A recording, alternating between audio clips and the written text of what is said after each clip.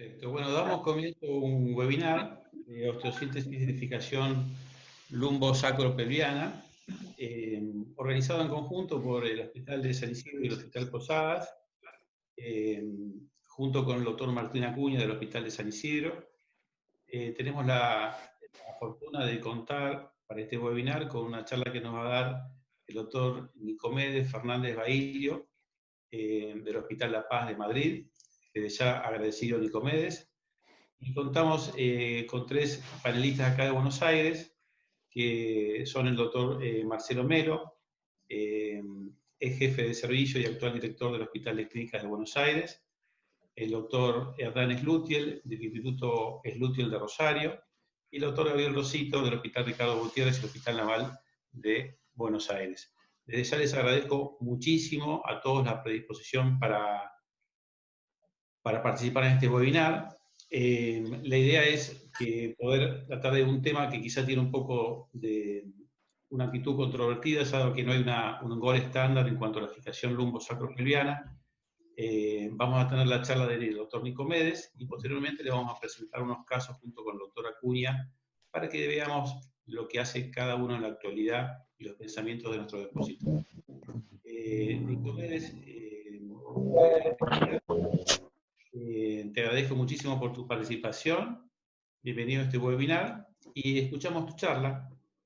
Vale. Bueno, muchísimas gracias, Fernando, por la invitación, gracias por la confianza.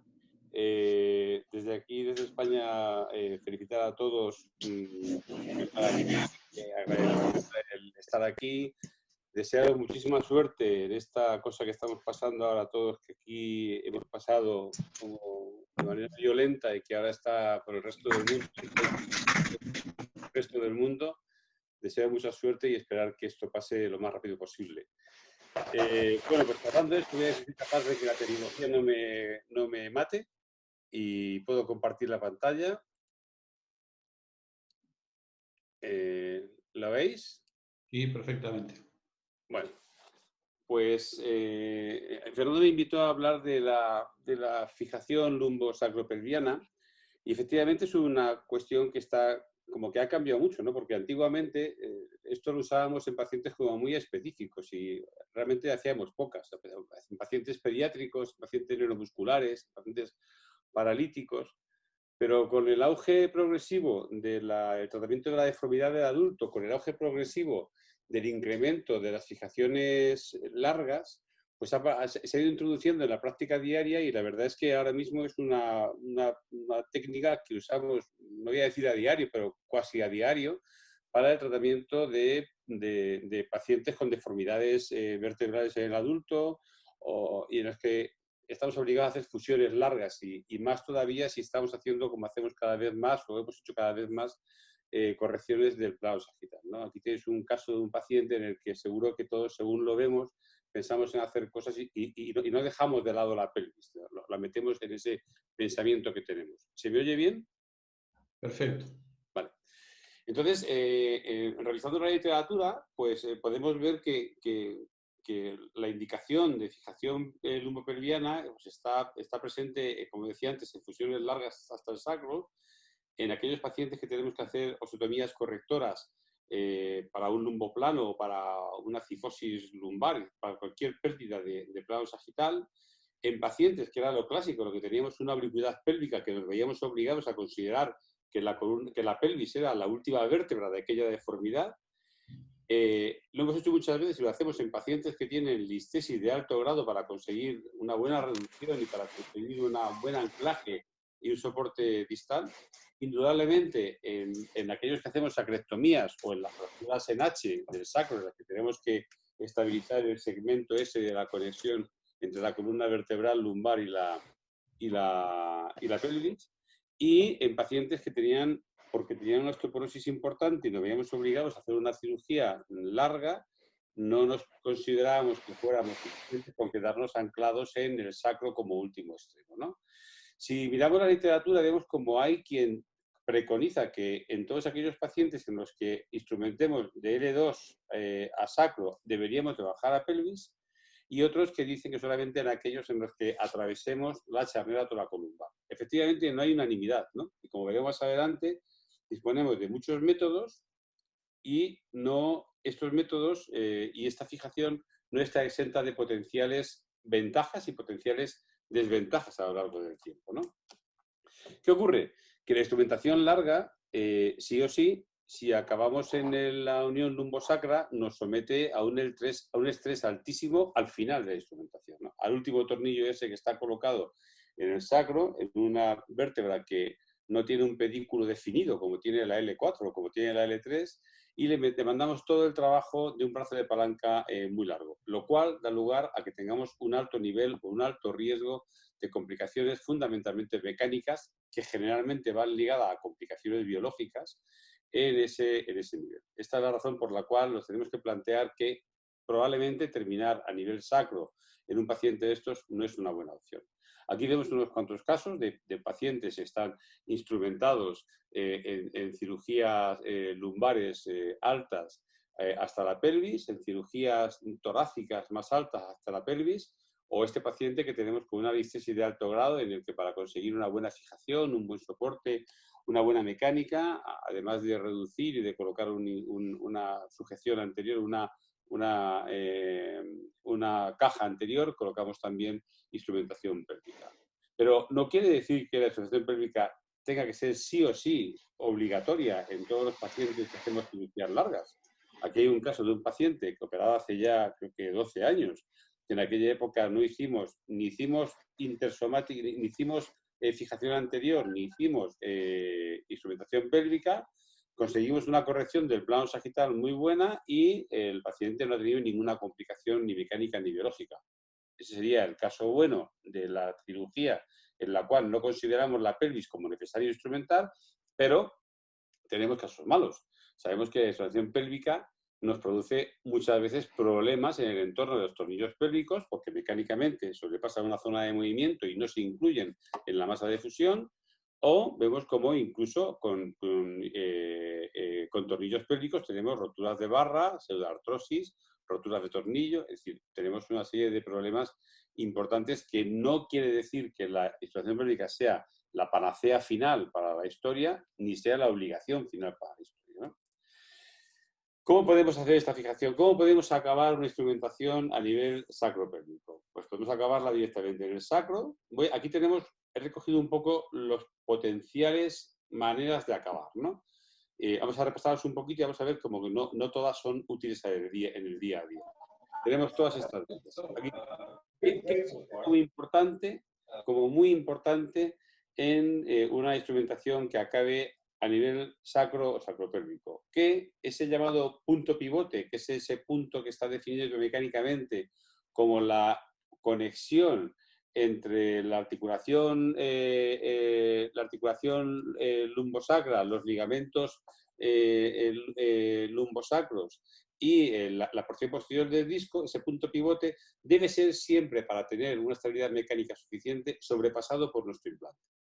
Si con el implante nos quedamos por detrás o a la altura del punto pivote, tenemos un alto riesgo de fracaso de la instrumentación. Debemos de sobrepasarlo, bien porque hagamos un montaje que llegue a la cortical anterior del sacro, o bien porque tengamos un montaje pélvico que cualquiera de los dos no va a sobrepasar ese punto pivote del que estamos hablando. O sea, como punto principal para intentar conseguir una estabilidad mecánica suficiente en el implante que pongamos en la unión lumbopélvica o lumbosacropélvica, tenemos que pasar ese punto pivote. ¿Qué hacemos con los tornillos sacros? Los tornillos sacros los debemos de plantear, nosotros lo planteamos como tornillos bicorticales, básicamente porque pensamos que tenemos un pedículo sacro que no es como tal pedículo anatómico córtico esponjoso como pueda ser el pedículo de cualquier vértebra lumbar. Y lo planteamos siempre como tornillo que va a usar 2 corticales o incluso 3 corticales. Los tornillos llamados tricorticales, que ahora veremos cómo se colocan, en la literatura tienen mucha más fuerza de inserción, mucha más fuerza para el arranque que los tornillos bicorticales y, por supuesto, mucho más que los tornillos únicamente monocorticales. De todas maneras, sabemos que la fijación lumbar, en las fusiones largas, acabando en el sacro, tenemos un porcentaje de fallos que llega a alcanzar casi el 44%. O sea que es para nada desdeñable, para nada podemos dejarlo de lado. Aquí vemos un poquito la colocación de los tornillos sacros, que tienen su inconveniente en tanto en cuanto por delante de ellos desciende la L5, la RCD5, y podemos lesionarla si no somos suficientemente convergentes, y esto ocurre más, por ejemplo, en gente con mucho sobrepeso, en lo que el recorrido que existe entre la piel y la entrada del tornillo es muy alto y no nos deja angularnos suficientemente, o podemos hacer una lesión vascular si nos encontramos en una zona en la que tocáramos, y por eso conviene revisar los eventos vasculares, las dos ilíacas, ¿no? Cuando hablamos de tornillo cortical nos referimos a aquel tornillo que, cogiendo la cortical posterior, se dirige, y lo hacemos siempre con rayos al ángulo entre la plataforma del sacro y la cortical anterior. De tal manera que ese tornillo nos vaya a hacer un anclaje en esta cortical y en esta cortical y en la de atrás. Este tornillo, como hemos comentado, tiene mucha más resistencia al arranque y mucha más estabilidad mecánica que el tornillo puramente bicortical. Esa sería la opción, digamos, diaria, lo que hacemos habitualmente, ¿no? Los tornillos con tallos intrasacros, yo nunca los he usado, nunca he tenido oportunidad de usarlos, soy mayor, pero no tanto como para esto, yo creo, y son francamente difíciles de colocar. En ellos lo que se combina es un tornillo sacro y una barra que se introduce dentro del sacro para dar estabilidad. Yo, sinceramente, no lo he usado, es una técnica difícil y no sé si aporta mucho mecánicamente o no. Los tornillos a la S2 y al ala del sacro, pues son tornillos que clásicamente se han usado en cirugía de rescate, en la cual tenías un tornillo aflojado y te veías en la obligación de poner algo en el sacro, te bajabas a S2, con lo cual no aportabas mucho más mecánicamente que quedarte en la S1, o te lateralizabas el tornillo hacia la sala del sacro, lo cual aportaba algo, pero no tanto como el tornillo pedicular bicortical. O sea, era un poco la salida honrosa, entre comillas, a un tornillo de sacro aflojado, no recolocable y en el que por alguna razón no queríamos bajar a la pelvis, ¿no? Esta era la salida de esto. Lo hemos hecho muchas veces, yo creo que no es tan malo como la literatura dice, pero ahí está la opción. Los tornillos iliosacros, he hecho alguno en mi época más joven, en las fases iniciales de las deformidades en la gente con problemas neuromusculares, pero realmente aporta poco porque atraviesa sacroiliaca y la atraviesa como tal, pero se encuentra en una zona de muchísimo trabajo y el tornillo fracasa en más de una cuarta parte de los casos. O sea, tampoco es la técnica ideal para planear la fijación lumbosacropelviana. El Galveston fue la técnica original de esta, o sea, cómo hacer esto era como lo ideal. Aplicábamos a la pelvis, la considerábamos como un pedículo porque teníamos dos corticales muy sólidas y colocábamos una barra muy larga que nos recorría la pelvis hasta casi llegar al cotilo y que nos permitía dar un anclaje fantástico. ¿Qué tenía como dificultad? Pues que, excepto Mark Asher y otros pocos más, doblarlo era una cosa como, bueno, nos llevaba casi más que la cirugía, ¿no? Hacer un doblado correcto del Galveston para llevarlo hacia atrás, hacia afuera, hacia abajo y hacia la pelvis era muy complicado y resultaba muy difícil, pero probablemente era la mejor fijación en cuanto a estabilidad mecánica, si bien no estaba exenta de acompañarse de problemas en cuanto al aflojamiento de los tallos, porque como ocurre con toda fijación pélvica, al no incluirse en masa de artrodesis, tiene un trabajo extra que poco a poco va aflojando. Esto, como veremos, ahora se hace un Galveston, entre comillas, con instrumentación más moderna, pero con el mismo principio que el Galveston, que es para mí la elección, ¿no? La técnica de Dan McCarthy, que la hemos utilizado alguna vez en pacientes fundamentalmente con cifosis lumbares o columbares muy importantes, en pacientes neurológicos fundamentalmente, es una técnica diseñada para usar en pacientes de este tipo, en la que se hace un doblado, como pone esta imagen en rojo, en 90 grados, en silla, en definitiva, de la barra, se introduce a través de la masa del ala del sacro o en pacientes paralíticos, y es mucho más útil y mucho más fácil a través del agujero de la S1. De tal manera que se introduce por el agujero de la S1, se coloca en la cortical anterior, se hace que toda la cortical anterior del sacro sea punto de apoyo con una barra larga y a partir de ahí es para realizar una maniobra de apalancamiento de cantilever tremendamente potente, tremendamente poderosa. Aquí hay un caso de un paciente en el que hicimos esto, era un paciente con un mielo y con una lesión paralítica, con una cifosis, como veis ahí, muy importante y que conseguimos una muy buena corrección estable en el tiempo y sin complicaciones locales, pero en un paciente paralítico previamente. El momento actual del Galveston es el tornillo ilíaco. O sea, el tornillo ilíaco nos permite hacer una técnica de Galveston, entre comillas, pero con instrumentación moderna, sin ese hándicap que era el doblado de la barra tan complejo como había antes. ¿Qué hacemos? Aprovechamos la tecnología actual. Tenemos un tornillo que debe de ser cuanto más largo mejor, generalmente no por debajo de 70 milímetros, y cuanto más grueso mejor.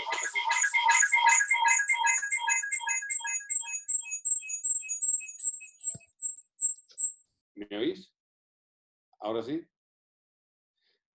Y cuanto más grueso mejor, generalmente también no por debajo de 7 milímetros de grosor, aunque depende de la calidad de la pelvis del paciente.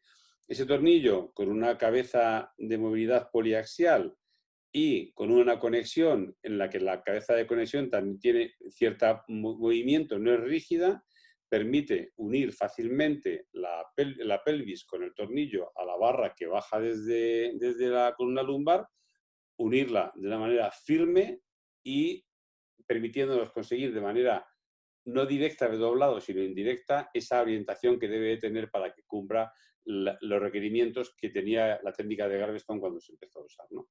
Es para mí probablemente la técnica más efectiva actualmente.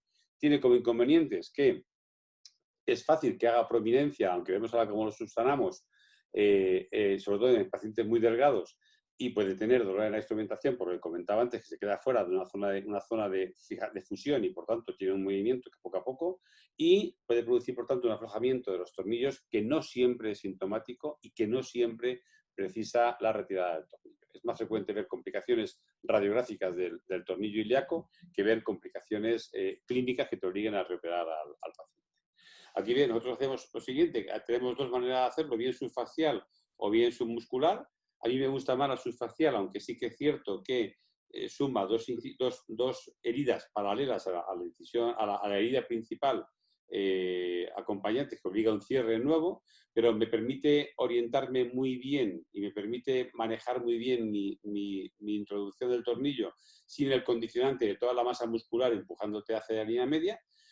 Quitamos un prisma de hueso que utilizamos abierto en libros, un tricortical de ilíaco, abierto en libro, lo utilizamos para colocarlo de injerto en la unión L5-S1, apoyado sobre la transversa y sobre el ala del sacro.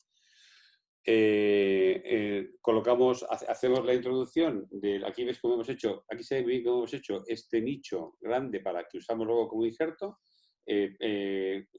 Palpamos la escotadura ciática como referencia de dónde no tenemos que ir, palpamos la escotadura, la línea que continúa la unión del ilíaco y que es una prominencia, que es por donde va a ir el tornillo, que es la zona más ancha que admite un tornillo más fuerte, y introducimos el tornillo y lo conectamos mediante un conector. Problema, que tenemos más elementos aquí. Hay un conector, hay una barra, hay un tornillo, hay más elementos mecánicos en conexión, ¿no? Frente a otros, por ejemplo, el tornillo S2 ilíaco, que es como el más moderno de todos, en el que aquí no hace falta conector porque la cabeza del tornillo nos queda en línea directamente con la barra que nos baja de la columna lumbar. Hace menos prominencia del implante, no requiere conectores, se debe de poner a hacer para hacerlo seguro con rayos X y para mí, mi experiencia personal es que no tiene una muy buena tolerancia, salvo que utilices tornillos muy largos que sobrepasen ampliamente la sacroiliaca, porque a veces se quedan la punta del tornillo muy cercana a la sacroiliaca y el movimiento causa molestias. Aquí tenemos la técnica de colocación, buscamos el orificio de la S1, nos bajamos un poquito como un centímetro y medio hacia abajo y 1,5 hacia lateral, y aquí hacemos el punto de introducción, angulándonos, si lo hacemos sin rayos, entre 40 y 50 grados sobre la horizontal, que es esta imagen, y angulándonos unos 20 grados de cráneo caudal, para conseguir atravesar la sacroiliaca y colocarnos entre las dos tablas del ilíaco en dirección hacia la lágrima, y de esta manera hacer una fijación potente sobre la sacroiliaca que, como digo antes, se encuentra en la línea de la cabeza del tornillo con la barra que baja del lumbar, y no necesitamos tener un sistema de conexión acompañante a eso. La literatura dice que la fijación al sacro aisladamente en cirugías largas, en instrumentaciones largas, no es suficiente, y que es mucho más útil hacer una fijación pélvica que hacer más de un punto de anclaje en el sacro, ¿no? Y esto, en esta base nos movemos para pensar. Pero sí es cierto que los pacientes que hacemos una fijación hasta la pelvis, en teoría, nos parece que tienen más problemas. Me explico. Es relativamente frecuente que el paciente fijado a la pelvis tenga dificultades, y te lo cuenta el paciente, para asearse el perine, para asearse sus genitales. Y esto hay gente que le supone un problema importante de calidad de vida, porque tiene que pedir ayudas para elementos tan básicos y tan íntimos como es asearse genital. Luego tenemos un porcentaje de ellos que tienen dolor local, por prominencia, por aflojamiento. Pero la literatura tampoco dice eso, que esa apreciación, cuanto menos mía y de mucha gente con la que he hablado al respecto, no es. Este artículo publicado por nosotros,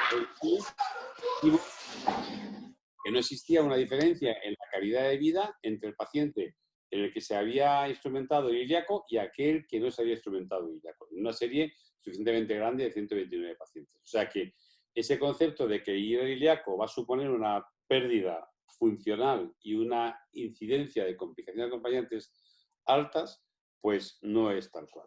Lo que sí es cierto es que si vamos al ilíaco, perdemos mecanismos de compensación de manera importante. Esto sí que parece que es muy importante. Y si perdemos mecanismos de compensación, porque aunque la incidencia pélvica no se modifica, ahora hay un artículo que dice que modifica algo, pero bueno, no se modifica básicamente, en el paciente sí que la capacidad de adaptarse a nuevas situaciones se modifica. Y por esto, y por esta razón, sabemos que cuando esto ocurre, la posibilidad de que aparezcan complicaciones, aparte de las mecánicas locales colocadas en la unión lumbopélvica, complicaciones mecánicas en la parte de arriba, es decir, la famosa PJK secundario al que no tenemos esa compensación, se incrementan, ¿no? Si miramos la literatura, una de las razones para que se produzca un factor de riesgo para hacer una PJK o una PJF es la instrumentación hasta la pelvis más que menos. Esto tiene que ver en parte con la instrumentación pélvica, tiene que ver en parte con la pérdida de elementos de compensación, tiene que ver en parte con que no somos suficientemente estrictos en la reconstrucción del plano sagital, manteniendo unos estándares que ahora veremos que nos permita redistribuir correctamente el plano sagital, no solamente convertir que una SVA se vaya para atrás, sino que lo hagamos de manera armónica. Esta visión que ahora os contaré nos ha dado lugar a que cada vez miremos más la columna desde delante, porque desde detrás no nos sentimos capaces de hacer una corrección adecuada del plano sagital del paciente y, sobre todo, adecuada y armónica, las dos cosas juntas. Entonces, hemos abierto mucho la puerta al planteamiento, bien sea mínimamente invasivo o bien sea abierto, de cirugías que nos pretendan aportar mejor soporte anterior para asegurar mecánica y biológicamente la unión lumbosacra, lumbosacropélvica y mejor reconstrucción del plano sagital. Hemos abandonado un poco el TLIF, que lo hicimos un tiempo porque observamos que la incidencia de rotura de la barra y de pseudoartrosis en el lado en el que hacíamos un TLIF era mucho más alta que en el lateral. Interrumpíamos de alguna manera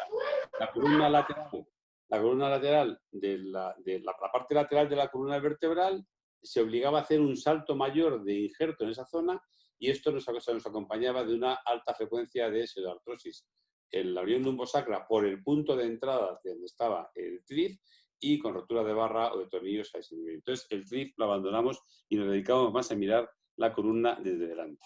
Como os decía antes, no solamente hay un patrón de columna vertebral de plano sagital. Ya Russoli definió 4 patrones que se definen básicamente por su morfología y por su incidencia, o sea, por su sacral slope, por su inclinación sacra.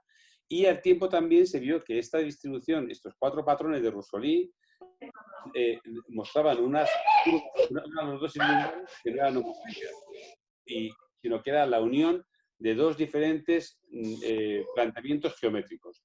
La parte de abajo se comportaba como una circunferencia y la parte alta como una parte de elipse.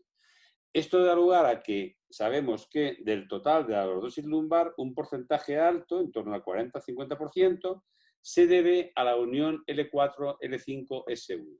Y o bien intentamos respetar de alguna manera la morfología lordótica del paciente según su patrón previo a esta historia, o bien somos capaces de distribuir correctamente y no subir ni bajar, fundamentalmente subir el APE de la zona lumbar, o estamos incrementando los riesgos para que el paciente pueda hacer una complicación mecánica. O sea, no todo se debe a la fijación lumbosacra pélvica y, por tanto, a la pérdida de elementos compensatorios, sino que además de eso debemos ser cuidadosos al tiempo que hacemos eso de redistribuir correctamente la lordosis lumbar. Probablemente, si somos capaces de hacer una fijación lumbopélvica y al tiempo estamos reconstruyendo, nuestra incidencia de complicaciones proximales se minimizará que si hacemos una fijación lumbopélvica y nos olvidamos de ser cuidadosos en la redistribución y la reconstrucción del plano sagital del paciente que tenía previamente a la cirugía. Aquí veis cómo hay artículos de nuestro grupo en el que vemos cómo la deformidad vertebral nos va a modificar de una manera u otra el plano sagital. No es una deformidad puramente coronal, sino también nos cambia el plano sagital. Y vemos cómo si hacemos una corrección de una deformidad vertebral en la que, por ejemplo, tenemos una hipocifosis, podemos modificar la distribución de las curvas en el plano sagital. O si hacemos una corrección en la que tenemos una curva degenerativa toracolumbar que tiene su cifosis colocada ahí, si le damos la vuelta vamos a colocar una lordosis, una pedosis mucho más alto y vamos a modificar eso. O sea, no podemos perder de vista que nuestra corrección del plano coronal en la deformidad del paciente que nos lleva a la cirugía nos va a cambiar esto. Por eso es importante plantear, o sea, es importante conseguir fijación lumbopélvica mecánicamente buena para conseguir una fusión buena, pero al mismo tiempo es importante plantear que el paciente debemos de reconstruir su columna a ese plano sagital que tenía previamente. Si elevamos en el plano sagital el APES del paciente, el APES previo a un APES más arriba, estamos poniendo en riesgo importante al paciente de que haga una complicación en la parte proximal. Tanto más cuanto más hemos quitado elementos compensatorios en la parte caudal, o sea, en la unión lumbopélvica. No nos consigue corregir estos riesgos el uso de instrumentaciones más o menos rígidas, el uso de instrumentaciones acompañadas de cemento para evitar el arrancamiento. O sea, todo esto son elementos de ayuda, pero yo estoy convencido de que el punto fundamental consiste en tener mecanismos de compensación y si no los tenemos, ser muy prudentes, ser muy observadores de la reconstrucción del plano sagital del paciente, más que de la de añadir más instrumental metálico o más cemento o más cintas o más alambres, ¿no? Aquí, por ejemplo, es un paciente que tenía su análisis del GAP, era un análisis dramático, con una incidencia pélvica de 71, o sea, un Rusoli alto, que tenía una inclinación pélvica muy baja, y cuando la ideal era mucho más alta para esa incidencia pélvica, en la que la corrección que la hicimos en dos tiempos, un tiempo anterior para reconstruir la lordosis de la zona lumbosacra y un tiempo posterior para reconstruir el resto de la columna, nos permitió hacer una reconstrucción armónica en la que nuevamente, aparte de mejorar, aunque no del todo, el SVA, sí que modificamos la lordosis y la reconstruimos a una lordosis en la que su APES correspondía al lugar correspondiente al que tenía su columna previa según su parámetro de Rusoli. Aparte de esto, la cirugía anterior nos permite, es un caso diferente, nos permite conseguir una masa de fusión excelente que nos va a ser un apoyo biológico excelente para que en el futuro la necesidad mecánica del implante posterior sea menor y por tanto tengamos menor incidencia de complicaciones localizadas a ese nivel. O sea que tenemos pacientes complejos, con deformidades complejas, en el que su plano sagital ha evolucionado de manera progresiva con el envejecimiento y que van ligados a una alta tasa de complicaciones, hagamos lo que hagamos con ellos. Hagamos cirugía lumbopélvica, fijación pélvica, nos quedemos en la toracolumbar, subamos arriba a la zona torácica, entremos por vía anterior o posterior y entonces no tenemos capacidad de controlar muy mucho qué va a pasar. Esta es la nueva tendencia, que es la tendencia de hacer clúster con los pacientes, es decir, agruparlos en racimos, en grupos, de tal manera que podamos decir que usted, señor, que tiene esta edad, que le vamos a hacer esta cirugía, que le vamos a instrumentar estos niveles, que le vamos a hacer tal tipo de osteotomía y tiene usted tales comorbilidades, la gente como a usted hemos operado en un grupo de 4.000, 5.000 pacientes, agrupados en bases de datos grandes, tiene una incidencia de complicaciones al principio de un 20%, al cabo de un tiempo de un 40% y al cabo de un tiempo de 60%. Y podemos decir al paciente en qué grupo se encuentra realmente él acorde a todas esas variables, que son muchas, a considerar para poderlo meter en un grupo de gente similar o parecida o igual a él, ¿no? Este es el futuro, veremos si esto va adelante y nos ayudará a tomar decisiones, aparte de las mecánicas y aparte de las técnicas, también la de indicación del paciente y la de poder orientar al paciente en qué va a pasar con él. En definitiva, y con esto acabo ya, que es la instrumentación lumbopélvica controla biomecánicamente los estreses de la zona, que actualmente, para mí, los ideales son la de ilíacos, conectores, o la de senios ilíacos, si tenemos cuidado en que sea un tornillo suficientemente largo para que se quede lejos de la sacro ilíaca, que no podemos olvidarnos de que es una cirugía que tiene muchas complicaciones mecánicas, fundamentalmente, tanto caudalmente, o sea, tanto en la unión lumbopélvica como a nivel alto, por encima de ella, por lo que decía antes de la pérdida de mecanismos de compensación, que para nosotros tiene poca utilidad el TRIF porque biológicamente aporta mucho menos hueso que una LIF y mecánicamente nos genera una inestabilidad muy grande en el lado de entrada del TRIF, y que la vía anterior nos aporta un soporte mecánico muy importante y una posibilidad de conseguir una masa de fusión biológicamente muy buena también muy importante.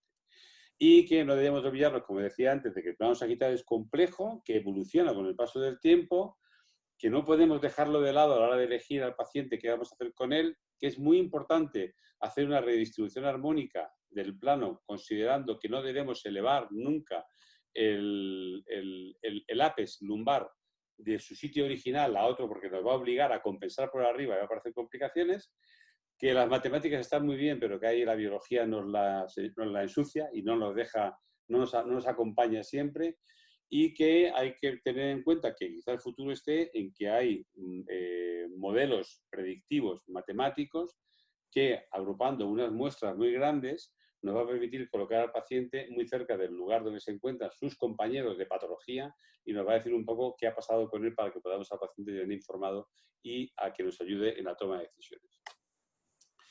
Bueno, esto es España, esto es La Mancha, que es la zona de donde yo procedo. No se puede venir ahora o se puede venir, no sé, no es momento de venir de todas maneras, pero estáis todos invitados a tomar un buen vino y probablemente uno de los mejores quesos de España. No me olvido del lazo negro ahí arriba porque esto es muy triste y espero que lo paséis mejor que nosotros, de verdad. Un abrazo. Bueno, muy agradecido, Nicomedes, por tu charla. Antes de empezar el webinar, hablamos un poco sobre la situación en ambos países del tema del COVID, así que te agradezco tu preocupación.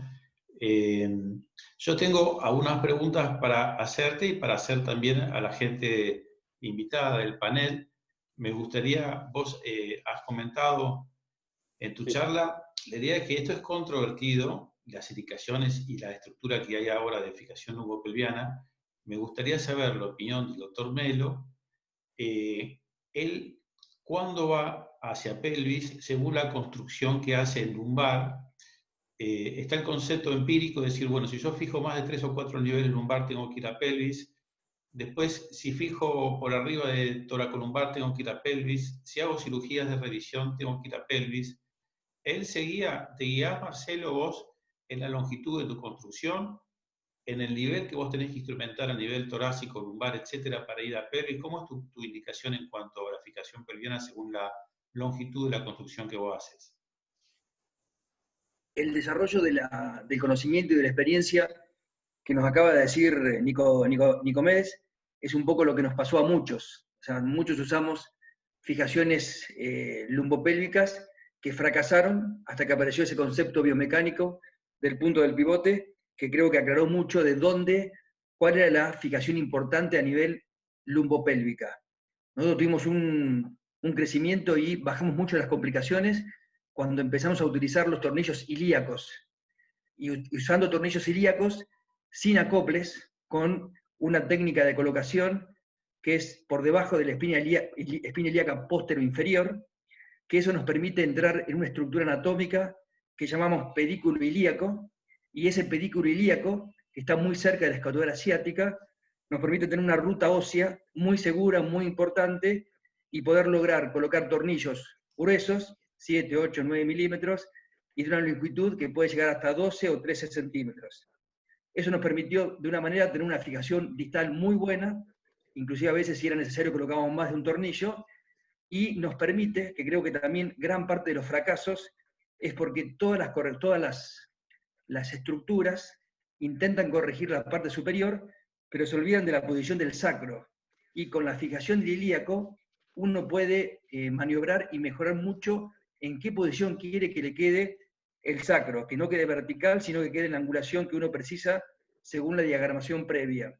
Y con respecto a la indicación de los tornillos ilíacos, es lo mismo que dijo el doctor, cuando instrumentamos por encima del E2, cuando instrumentamos pacientes con deformidades, en cifosis, cuando usamos pacientes con osteoporosis. Nosotros tenemos una población muy vieja, muy añosa, con una estructura ósea muy mala, y entonces obviamente que empezamos a mejorar todos los fracasos mecánicos que teníamos a punta de partida de utilizar tornillos ilíacos, múltiples barras, cemento, y bueno, y en todas las deformidades que lo requerían, lo utilizábamos, Fernando. Perfecto. Te hago una pregunta, Gabriel, y le pido a Mariano a ver si ya puedo compartir una presentación que tengo.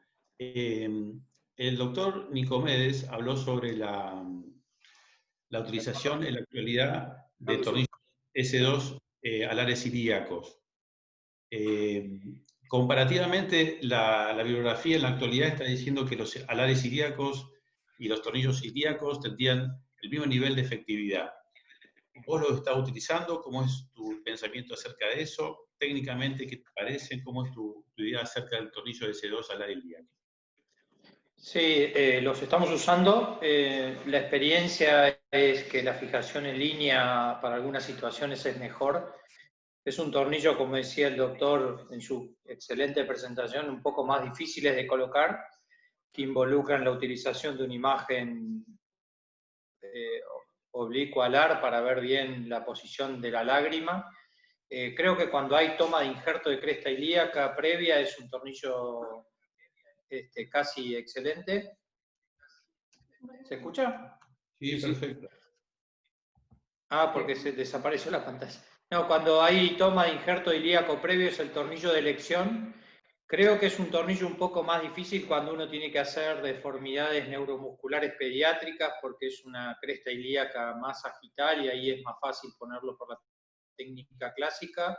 En espondilolistesis de alto grado creo que es mucha mejor indicación. O sea, hoy nosotros colocamos el tornillo más que el S2 ahí, un tornillo en una posición que se llama anatómica, que la describió Schaffelberger, que es algo intermedio entre uno y otro, y me parece que es una excelente opción, de acuerdo con el doctor Nicomedes, 100%.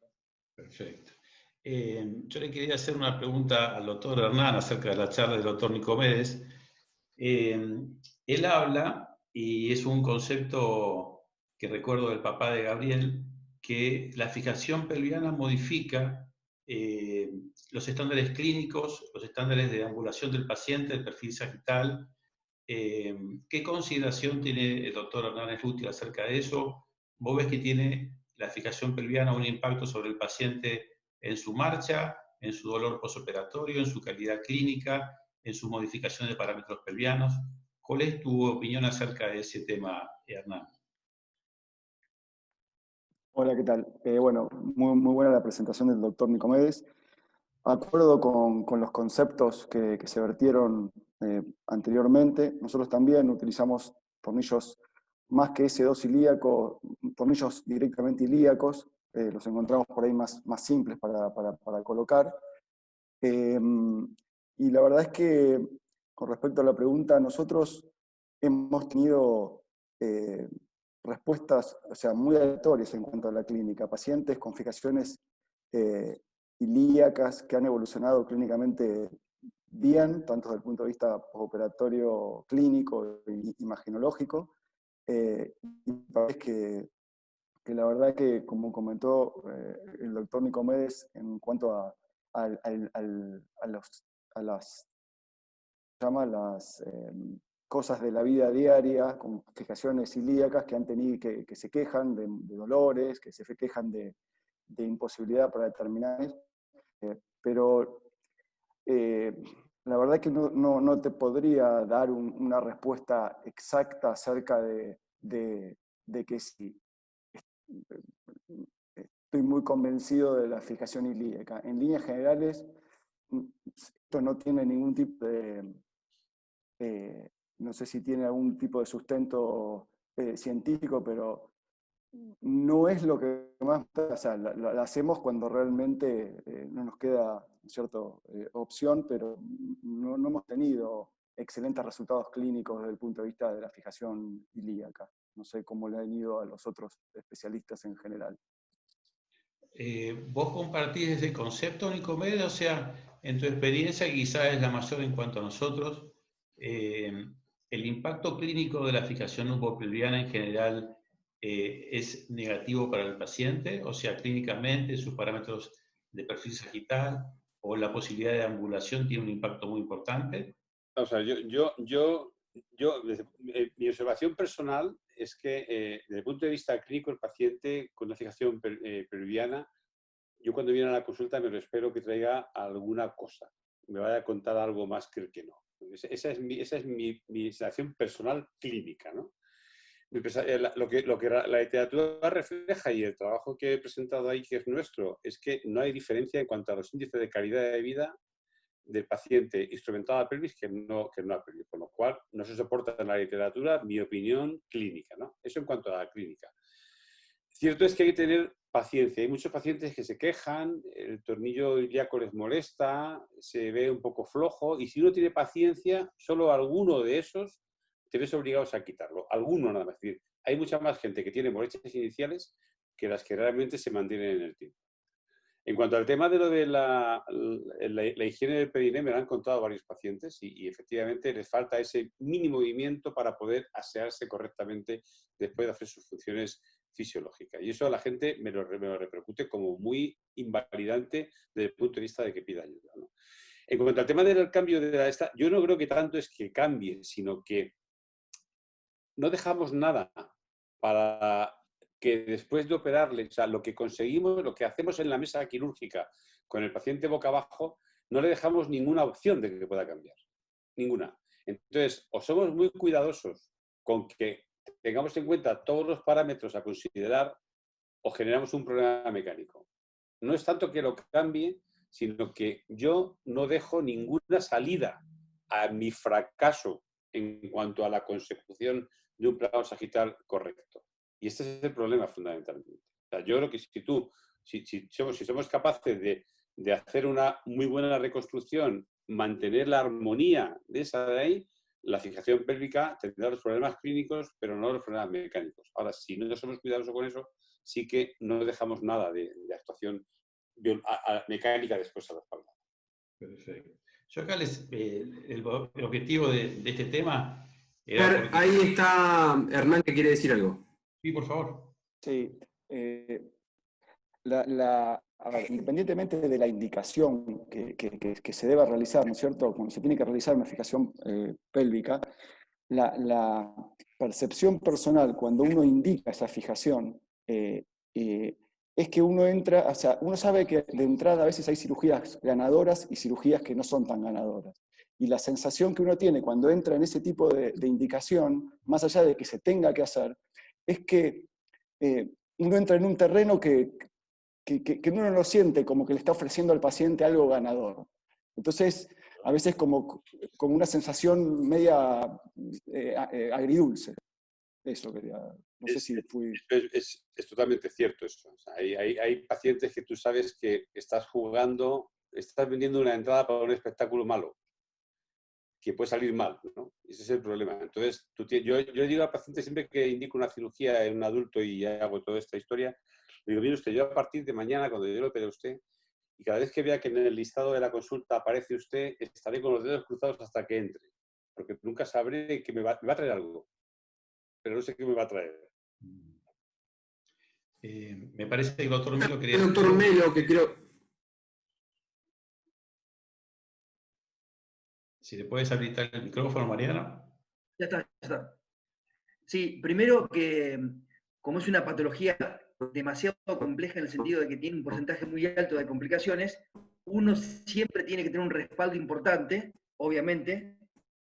Ese respaldo importante uno lo puede tener sabiendo y comunicándole a la gente o al paciente que seguramente la cirugía que le hagamos no va a ser la primera cirugía. Y un poco lo que dijo recién de que posiblemente lo veamos y lo tengamos que reoperar.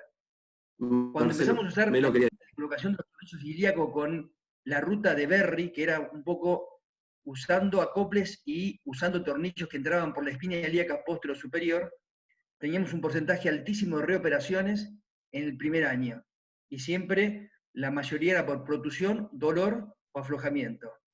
Después cuando cambiamos el abordaje y usamos la otra ruta dentro del ilíaco, la verdad que ese porcentaje de complicaciones cayó mucho y medio que, si bien no le encontramos la solución a la fijación distal, la verdad que achicó mucho el porcentaje alto de los fracasos de las instrumentaciones cuando usamos los tornillos ilíacos con la otra técnica de colocación. Perfecto. Acá yo les muestro la idea de motivación de la charla. Era ver el paso del tiempo. Cuando empecé a buscar sobre opciones de tratamiento de fijación lumbopelviana, me encontré con el yeso corporal total, que se usaba en la antigüedad para poder fijar esa articulación. Y como mostró Nicolás, la cantidad de opciones que hay con Galveston. ¿Sí? No estamos viendo la presentación, creo. No sé si el resto la está viendo.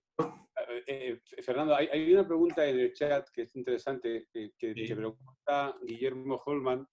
Pregunta, ¿cuándo poner un tornillo y cuándo poner dos tornillos? ¿Tu experiencia, Gabriel, Rosito, cómo lo harías? Nosotros tenemos una experiencia cuando hacíamos ALIF en construcciones largas y poníamos tornillos unilaterales para prevenir algún estrés en el anillo pelviano. Hemos hecho varios y la verdad que los resultados fueron híbridos. Hoy yo prefiero, haga lo que haga en anterior, posterior o lo que sea, poner bilaterales. La experiencia de fallo con tornillos unilaterales, la verdad que me convenció para poner dos y no uno, pero hicimos una experiencia de unos cuantos cuando hacíamos ALIF poníamos de un solo lado. Hoy nos movimos de nuevo a hacer fijaciones pelvianas bilaterales. Esa es la experiencia. Vi que el doctor Fernando Nicomedes mostró un caso con unilaterales. Tal vez él tenga otra experiencia que la nuestra. Yo, es muy parecida a la tuya. Tuve una época de dos, pasé a uno y he vuelto a dos. Es decir, yo creo que sería un trabajo que decía que la unión de una intersomática L5S1 y un tornillo unilateral y da igual a dos tornillos, ¿no? Entonces hicimos caso a aquello, no encontramos ventaja. Yo creo que aquí en la cirugía es muy importante, como se dice en el deporte, que no te dé la pájara, o sea, que no te entre de pronto el cansancio de ya poner otro, ¿no? A lo mejor con uno vale, ¿no? Entonces echas mano del artículo en cuestión que te decía que uno valía. Yo pongo dos, si pongo dos, no pongo uno. Martín le va a presentar un caso sobre patología traumática, la alternativa de utilizar tornillos percutáneos o a cielo abierto. Bueno. Estos son dos casos muy cortitos. La idea es no tanto detenernos en el caso clínico, sino más bien mostrar un poco, abrir el debate para las preguntas de la fijación lumbopélvica. Es un paciente de 22 años que tuvo un accidente a alta velocidad, en el cual sufrió una fractura de calcáneo, platillo tibial, las transversas de L1, L4, L5 y una fractura en U de sacro. Presentaba al momento del ingreso una anestesia en silla de montar y trastornos esfinterianos. Yo no sé si ahí me ven. Sí, la presentación. Sí, perfecto. Sí. Bueno, ese es un corte tomográfico cortito, como para mostrar un poco la fractura de sacro de las transversas. Y un poco lo que planteamos en cuanto a la resolución de este caso era practicar una fijación lumbopelviana a través de una técnica mínimamente invasiva. bueno, un poco las características y el montaje final. Y entonces preguntarle quizás al doctor Rosito si en algún momento él utilizó la técnica mínimamente invasiva para la fijación lumbopelviana y si le modifica quizás la construcción cuando lo hace a cielo abierto o cuando lo hace con mínimamente invasivo. Y un poco la decisión en fracturas de sacro, uno sigue la clasificación de AO. Las fracturas en U, si no están desplazadas, a veces no tienen indicación quirúrgica, hay que ver si son UNI o BI, pero un poco lo que se está usando es una distracción lumbopélvica, con lo que hiciste vos con tornillos transfixiantes. La verdad es que hay que ver la morfología de la fractura. No tengo experiencia en técnica mínimamente invasiva pura, es un poco difícil enhebrar la barra, sobre todo la barra que pusiste del lado derecho por una técnica mínimamente invasiva, probablemente por algo tipo Wilson, que es una pseudo mínimamente invasiva, también puede ser una opción. Pero creo que para determinar cuál es la construcción mínimamente invasiva o por vía de Wilson, o lo que sea, si necesita descompresión o no, por lo que entiendo este paciente tiene algo neurológico, habría que ver la morfología de la fractura y planificar de manera adecuada, ¿no? O sea, vos si tenés un neurológico incompleto, directamente no planteás la mínimamente invasiva. Sí, es una opción, se pueden poner los tornillos por mínimamente invasivo, pero supongo que hacer una descompresión desde el costado, si es que lo necesita, es bastante complejo. Hacer un tubo ahí es difícil, cuando uno puede hacer las cosas no tan complejas, ¿no? Hacer una distracción lumbopélvica, pero si se puede hacer por mínimamente invasivo, creo que es la elección. Perfecto. Doctor Nicomedes, ¿usted utiliza la técnica mínimamente invasiva para este tipo de fracturas? No, yo siempre las he hecho por técnica abierta, estas fracturas. Cierto es que hasta ahora tengo que reconocer que las que he tenido han sido asociando además también fracturas lumbares más altas, en el mismo paciente, todas las que he hecho. Pero no, y desde luego siendo un paciente con una clínica neurológica tan importante como es una alteración esfinteriana, yo estaría por la labor de hacer cirugía abierta. Perfecto, perfecto. Bueno, no sé, Fer, si vos querías agregar alguna pregunta. ¿Sigo? Mira, hay una pregunta del doctor Calcagni, que haciendo referencia a si el ALIF más tornillos sacros en construcciones largas son superiores a L2, podría reemplazar el uso de tornillos ilíacos o tornillos S2 alares ilíacos. Interpreto esto lo que dice el doctor. Te quería preguntar, Hernán, ¿qué te parece esa idea? O sea, si vos hacés construcciones lumbopelvianas sin ALIF, o sea, sin artrodesis L5 S1 360, o pensás que la artrodesis 360 L5 S1 podés modificar la construcción que hagas a nivel lumbopelviana? Si te invierto la pregunta, ¿hacés alguna fijación lumbopelviana sin artrodesis L5 S1 360? Mira, no, en general tratamos siempre de darle, hacer una artrodesis 360, ya sea por vía anterior o por la misma vía posterior, hacer dos TLIF o un TLIF, L5-C1 o L4-L5, pero siempre aumentamos un poco la artrodesis con anterior. No, es raro que hagamos una fijación al ilíaco sin darle fijación, y sobre todo generalmente para tratar, en general esas fijaciones siempre vienen acompañadas de una mejoría, ¿no es cierto?, en el plano sagital, razón por la cual siempre buscamos la artrodesis anterior, ya sea por vía posterior o ideal, ¿no?, por vía anterior o oblicua. Hay otra pregunta del auditorio que es la colocación de cemento. El doctor Marcelo Melo tiene bastante experiencia en la utilización de cemento en tornillos a nivel lumbar. La utilización de cemento complementario a la fijación lumbopelviana mediante tornillos fenestrados o la inyección de cemento como para mejorar la fijación. Marcelo, ¿cómo es tu experiencia? ¿Cómo lo indicás? ¿Lo implementadas estas técnicas de fijación lumbopelviana? Tuvimos una corta experiencia con tornillos fenestrados y colocando el cemento líquido, como si fuera con técnica de vertebroplastía, cemento líquido de alta presión, y no nos fue demasiado bien. Así que después empezamos con una técnica de, que también lo hacemos en los cuerpos vertebrales, es de, si es una fractura envejecida, le hacemos una cavitación manual, hacemos la técnica de colocación del tornillo en la vértebra o en el ilíaco, si es necesario, por medio de una pinza o una barra, hacemos una cavitación manual a nivel del cuerpo vertebral o ampliamos un poquito el espacio a nivel del ilíaco. Esperamos que el cemento esté bien pastoso y lo inyectamos con una jeringa de insulina.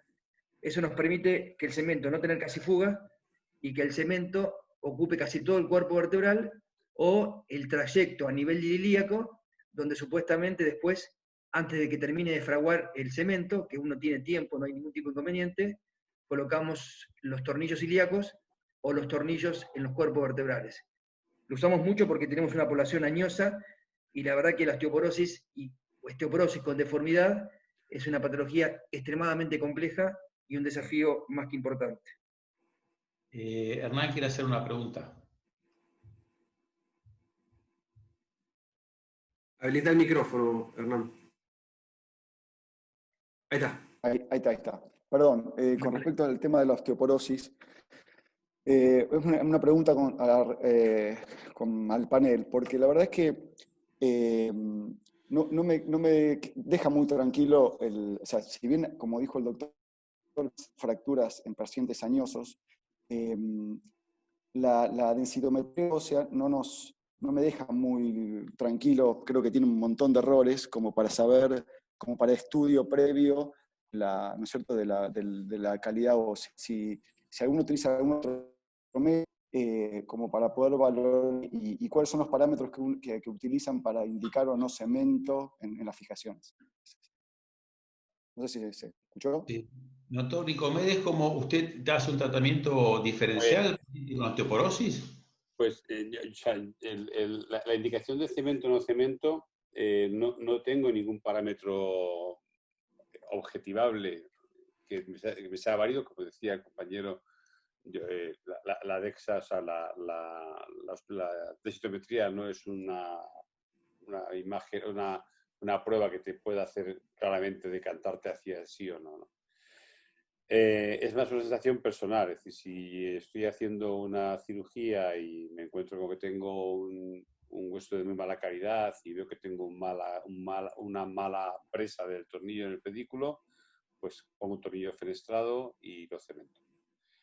Pero no tengo un dato objetivo que me permita decir en este paciente, ¿no? En cuanto al uso de, por ejemplo, la teparatida en los pacientes que voy a operar, si no es un problema urgente, que generalmente no lo es, y que inicie tratamiento previamente a la cirugía, cuanto más tiempo mejor, 3-6 meses, y lo mantengo después en un protocolo normal de 18-24 meses para posoperatorio. Pero, por ejemplo, yo en el tema que veía ahí de hacer cementar el tornillo ilíaco, yo nunca lo he hecho. He preferido poner doble tornillo, o por ejemplo tengo un caso en el que he unido un tornillo S2 ilíaco con un tornillo ilíaco y poniendo doble barra satélite en la unión lumbosacra, me ha parecido mejor que el cementado. El cementado, yo fui muy pro cementación. Yo, de hecho, participé en el diseño de los Cortical Fix de Johnson & Johnson y fue el primero que lo implantó en el mundo. Pero tuve mi fiebre con aquello, digamos, y luego después lo he dejado como muy selectivo para pacientes muy concretos, ¿no? Pero no lo uso como técnica habitual diaria el cementado de tornillos. Bueno, sí. Una pregunta. Ahí vi que hicieron una pregunta de las unidades de Hounsfield y ahí va mi pregunta. Hay estudios, o sea largo, acerca de la medición de la osteoporosis por tomografía mediante las unidades de Hounsfield, que muchos trabajos hablan de su mayor certeza con respecto, ¿no es cierto?, a la densitometría. Y bueno, hablan de que hay un valor que creo que era 120 o 110 o 130, no sé, por debajo de ese valor, todos predicen la colocación, ¿no es cierto?, de cemento en el tornillo. quería saber qué hay de eso, porque nosotros tenemos uno de los fellows que trabaja con nosotros que anda, bueno, ha hecho una muy buena investigación y tiene ganas de empezar con eso, y ellos tienen algún tipo de experiencia. Gabriel, ¿vos tenés Hernán, las unidades Hanfield? Sí, estamos trabajando en lo mismo. Me parecen muy útiles, incluso uno puede cuantificar el lugar donde va a poner el implante, creo que están en la mayoría de los softwares ahora, y creo que es lo ideal en este momento. El otro tema con respecto a la osteoporosis y un poco parecido al doctor Nicomedes, la idea es poner un S2 ahí con un S1 ahí, o un tornillo ilíaco con un S2 ahí, y siempre se puede planificar con tornillos de gran diámetro. El diámetro a veces es mucho más importante que en el largo. Y el otro tema, cuando son pacientes multioperados con multicolocaciones en pelvis, creo que la navegación es algo de una utilidad espectacular también. Perfecto. Bueno.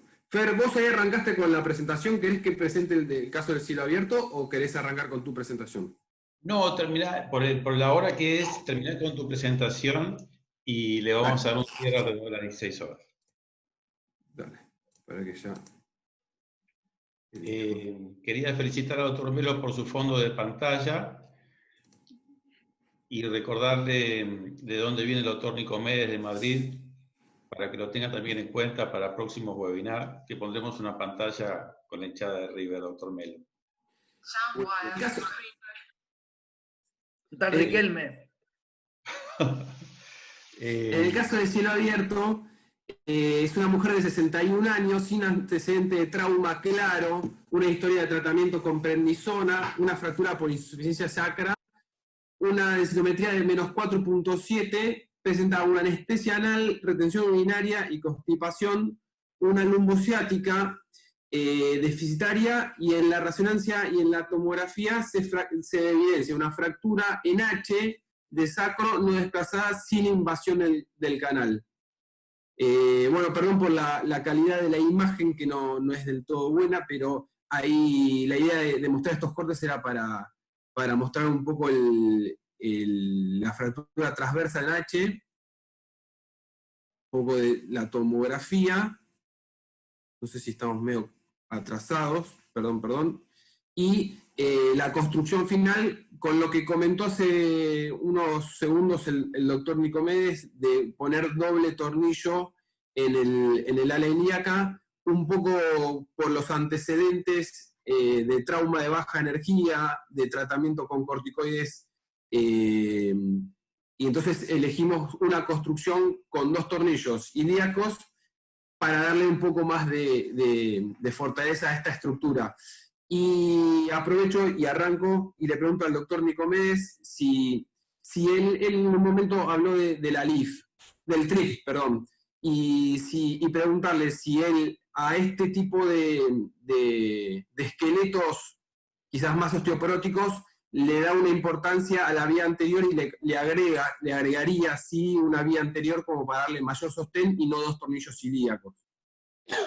Yo desde luego, el suplemento mecánico y biológico anterior de un TRIF en un paciente que tengo que hacer una instrumentación larga y llegar a pelvis, lo tengo desconsiderado. Es decir, yo prefiero hacer una cirugía anterior y hacer una fusión, o sea, una instrumentación que me permita reconstruir la lordosis lumbosacra e incluso la 4-5 también, de manera buena, con una caja con la lordosis que necesite el paciente y con un buen aporte de hueso para conseguir una buena fusión. Yo creo que el TRIF, o sea, la introducción de una banana desde atrás, ni te da la preparación tan exquisita que tienes por delante para quitar todo el cartílago y dejar un hueso esponjoso viable, ni te permite aportar tanta cantidad de injerto como te permite aportar la caja de una LIF, ni te da un soporte perimetral sobre la zona más resistente, que es la zona más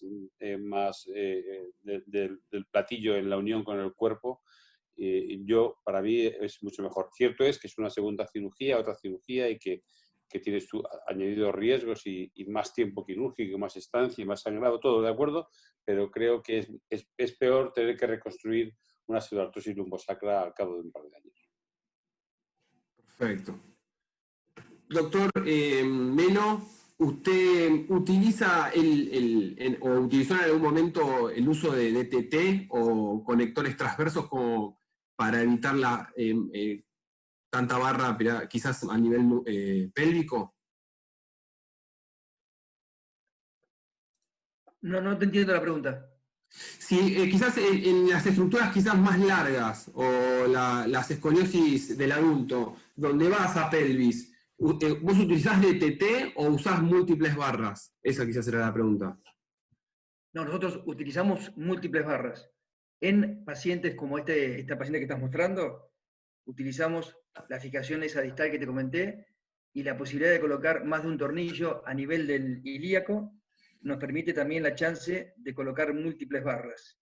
Y en el caso de tener que corregir una deformidad, si es una deformidad, una osteotomía pedicular sustractiva o alguna osteotomía de acortamiento, utilizamos regionalmente en la zona de la osteotomía una barra para darle la compresión y poder lograr la cantidad de lordosis que uno quiere, y después la fijación posterior, y utilizamos múltiples barras. Perfecto. Perfecto, muchas gracias. No sé, Bueno, Fer. les quiero agradecer a todos los participantes, a los tres panelistas, al doctor Hernán Slutil, Gabriel Rosito y Marcelo Melo, al doctor Nicomedes, está hecho a través de los servicios del Hospital Posadas y el Hospital de San Isidro, a los jefes de ambos servicios, a la doctora Laura Santa Marta, director Principato, y las autoridades de la empresa de SAI por el apoyo que tenemos, tanto a Ariel como a Matías Crescente, a Mariano Wasserman, a Mariano y Lucas de la empresa también de marketing, y a Sebastián Curetti y a Gustavo, el promotor. Les agradezco mucho la participación, nos excedimos un poquito de las 4 de la tarde, espero que lo hayan disfrutado y ojalá que nos podamos reunir nuevamente en el próximo webinar.